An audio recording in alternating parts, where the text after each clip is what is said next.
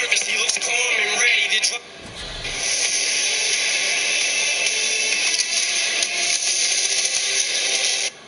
So this guy is a pool boy, and he's about to smash with a married woman, and that is going to get this man elected president.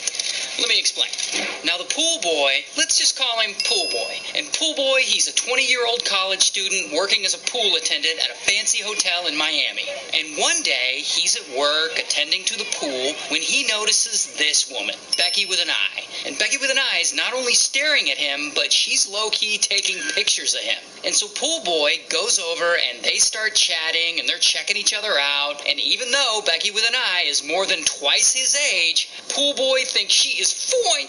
And later that day, Becky with an eye invites Pool Boy back to her hotel room for a little something, and Pool Boy's like, all right. But that's not the only thing she says to him. She also says, and by the way, my husband's gonna be there, and he likes to watch. Shit is about to get freaky. So they go back to her hotel room, and Becky with an eye's husband is there. This guy, Jerry. And Pool Boy and Becky with an eye, they hook up while Jerry sits in the corner watching. Yeah. And they finish or whatever, and Jerry and Becky with an eye, they head back home because they live in a different state. But Becky with an eye stays in touch with Pool Boy, and they text each other and they flirt, and she sends him like adult photos of herself, and she and Pool Boy seem to really like each other. And they meet up a few more times, and they all become friends, and they hang out and they smash or whatever, and Jerry's there while they're smashing, and he's like watching. Yeah. Okay, but here's the thing about Jerry and Becky with an eye. Turns out, Jerry is a big deal in the Christian world. He's basically evangelical royalty. He's the son of this religious leader and total nut job, Jerry Falwell Sr. Jerry's also the president of the biggest Christian university in the United States, Liberty University, a university that his dad founded, a university that makes its students follow very strict moral rules, like they're not allowed to drink alcohol or attend dances, and they can't be alone in a room with someone of the opposite sex. So this is a university that would very much frown upon Jerry sitting in the corner watching his wife smash with another man. Yeah. So anyway, about a month or so later, Pool Boy meets up with Jerry and Becky with an eye again. And they're at dinner, and Jerry offers him a business deal. He says he's interested in buying real estate property in Miami, Florida, where Pool Boy lives. And that if Pool Boy agrees to manage that property, they'll give him equity in it. And so Pool Boy's like, all right, sounds like a good deal. So he goes and he talks to his friend, this guy, Jesus. Because Jesus, his dad works in real estate in Miami. His dad is also named Jesus. And so Pool Boy wants the Jesuses to help him find a real estate property that he can manage. And eventually the Jesuses do find a property, a hostel. And Jerry and Becky with an eye, they come to Miami and they scout out this hostel property and they love it. And while they're down there in Miami, Becky with an eye and Pool Boy, they drink and they go dancing and they smash while Jerry sits in the corner watching, and I guess it's a great time.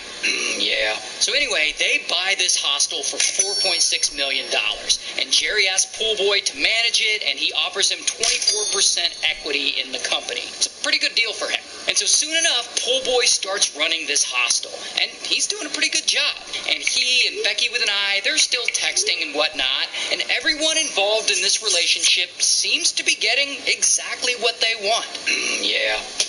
Until about a year or so after the hostel deal closes, the Jesuses reach out to Pool Boy, and they're mad, and they're threatening to sue, because they suddenly want 50% of Pool Boy's equity stake in the hostel. Or they say they're going to tell the world about his weird relationship with this powerful Christian couple, and basically ruin all of their reputations. The Jesuses are essentially trying to blackmail them. And so they all go back and forth, and things get ugly, and the Jesuses claim that they somehow got a hold of compromising adult photos of Pool Boy and Becky with an eye smashing, and they say that they're going to release them if they don't pay up. And of course, Jerry and Becky with an eye, they're terrified. I mean, if this secret gets out, this could ruin their lives. I mean, they don't know what they're going to do. So they call a lawyer they know, a very well-connected lawyer. this guy, Michael. And they ask him to work his magic and do his lawyer thing and make the Jesuses go away and make sure those compromising photos never go public. And Michael, he's like, all right. And so Michael intervenes, and he does his job, and he does his job well, I guess, because the photos never come out, and the lawsuit goes away. The Jesuses eventually settle. Now, allegedly, because Michael did this favor for Jerry and Becky with an I, he now wants them to do a favor for him. Because Michael has a client who's planning on running for president of the United States. And he wants Jerry, the religious leader, the president of the largest Christian university in the country, to endorse his presidential candidate and give him a little boost in the polls. Because he wants the evangelical vote. Now that candidate is this guy, Donald. And so Jerry agrees to this deal, and months later, in 2016, he publicly endorses Donald for president. Please welcome back to Liberty University, Mr. Donald Trump. And so this election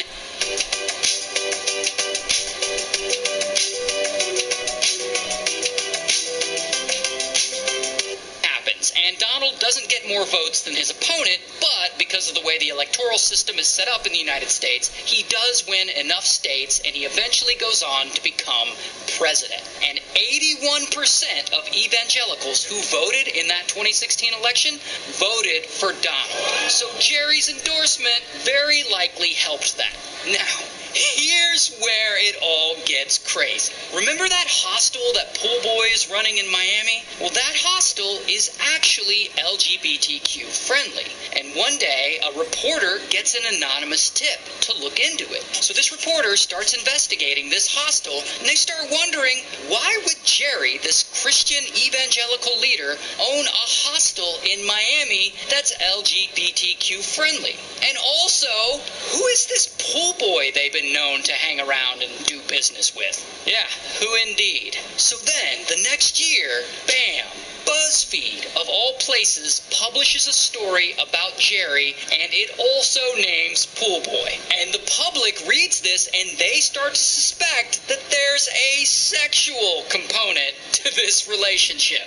And then, pow, the rumors start flying on the internet, and there are lots of memes, and some of them are just great. And from that point on, over the next 2 years, bad article after bad article comes out about Jerry, suggesting that maybe he's not the pious Christian leader everyone thinks he is. And that maybe he's leading a double life, including this picture that leaked of a nightclub in Miami where you can see Jerry and Becky with an I hanging out.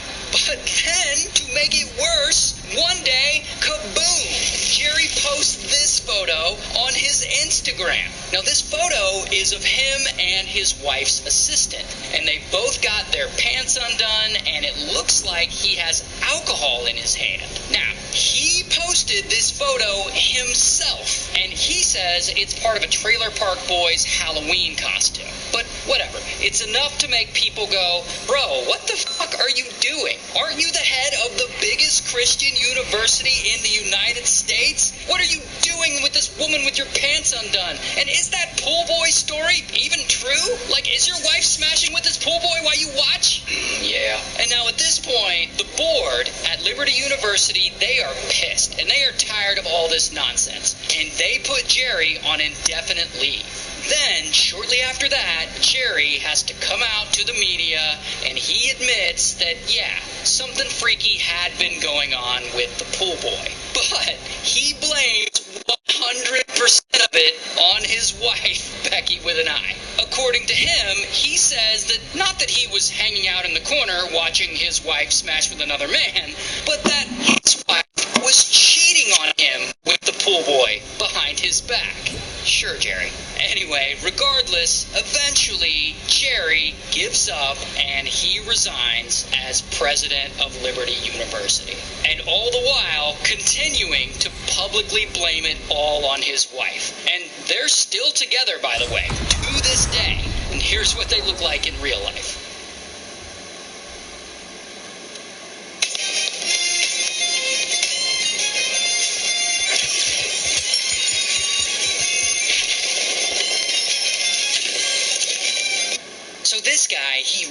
wants to be a celebrity. He likes the idea of fame, and he just really wants to be around celebrities. Now, his name is Dr. Landy, and Dr. Landy is not a celebrity. He's a psychologist. And one day, he gets an idea for a crazy and controversial new type of therapy treatment. But we'll get to that. First, we gotta talk about the Beach Boys, the band who's touring the world and topping the charts. Specifically, we gotta talk about the lead singer, this guy, Brian. And Brian, he's kind of a musical genius, but unfortunately, he's got a lot of undiagnosed mental health issues. And at this time, he's touring around, he's soaking in the fame, and he's dealing with that rock and roll lifestyle. And it's a lot for the guy to handle. So he does what a lot of rock stars do. He starts using drugs heavily, and he gains a bunch of weight, and sometimes he has nervous breakdowns, and he's been hearing voices. And because of all this, he stops touring, and he stops recording with his band. Bro is just a mess. So one day, Brian's wife, who we'll just call wife, she gets worried about him, and she seeks out a psychologist to help. The psychologist ends up being Dr. Landy. And Dr. Landy, the guy who wants nothing more than to be around celebrities, he agrees to help. So he starts to work with Brian, and immediately he diagnoses him as a paranoid schizophrenic. And this diagnosis is important because it's the diagnosis. But we'll get therapy treatment he came up with. It's an intensive 24-hour therapy program where he hires assistants to watch over Brian constantly, and he has him start a fitness routine, and he gets him to start eating better, and he gets him on medication. And for this experimental therapy program, he charges $10,000 monthly, which in today's dollars is about $58,000 a month. But after doing this treatment, Brian does slowly start to show signs of improvement. He gets more productive, his mood gets better, he starts socializing again. But then, after about a year in this program, Dr. Landy decides to raise his rates from $10,000 monthly to $20,000 monthly, which in today's dollars is nearly $110,000 a month for therapy. And so the Beach Boys manager, he sees this and he's like, oh, well, this is bullshit. And he fires Dr. Landy, like, done. And everyone just moves on. A few years later, Brian, he isn't doing so well again. He's back to abusing drugs and alcohol. His weight gets up to over 300 pounds. His mental health just spirals out of control. And he and his wife, they end up getting divorced. And at one point, he attacks a therapist and he gets committed to a mental health facility for a few months. Like, it's going really bad for him. And eventually, Brian overdoses. And his family and his management team, they don't know what to do. So they agree to do the only thing that kind of worked for him in the past. They allow him to see Dr. Landy again. So they hit up Landy and they ask him to help. And Landy agrees to take Brian as a patient again in his 24-hour treatment program. But this time, he wants two things. One, he wants total control of Brian's affairs without interference from anyone. And two, he wants to charge a new, even higher fee, $35,000 monthly, which in today's dollars is about $114,000 a month. Damn. So the family reluctantly agrees, and Landy takes over, and he controls everything in Brian's life. All decisions Brian makes have to go through him. He's his legal guardian now, and he puts Brian on a strict exercise plan. He throws cold water on Brian in the mornings to wake him up. He padlocks the fridge so Brian can't get into it unless he lets him. But most importantly, he controls who Brian interacts with, and he isn't allowed to contact his friends or his ex-wife or even his kids. And not only that, he keeps Brian pretty drugged up too on antipsychotic meds. So Brian's kind of a zombie at this point. And again, Dr. Landy has a team of assistants watching over him 24/7 to make sure he's complying with all these new rules. But to be kind of fair, the treatment does seem to be working, I guess. I mean, Brian is technically sober now, and he's losing weight, and he's way over medicated, so I guess he's not hearing voices as much as he was before. But here's where things get really messed up. Dr. Landy now controls all aspects of Brian's life. So not only is he charging Brian $1 million a year in monthly fees, royalties, but he is able to anoint himself as Brian's creative and financial partner. And he's able to negotiate himself a quarter of Brian's publishing royalties on some of the Beach Boys songs. So songs that Brian writes on, Landy is now earning royalties off of them, and he's able to name himself co-writer on a bunch of the songs that Brian writes. I mean, at one point, Landy even says, and I quote, "I influence all of Brian's thinking. I'm practically a member of the band." And then, when Brian starts working on solo material, Landy names himself executive producer on the solo albums, and he gets himself credited as a co-songwriter on a bunch of the songs. It's that time of year again to get the Honda of your dreams during Happy Honda Days.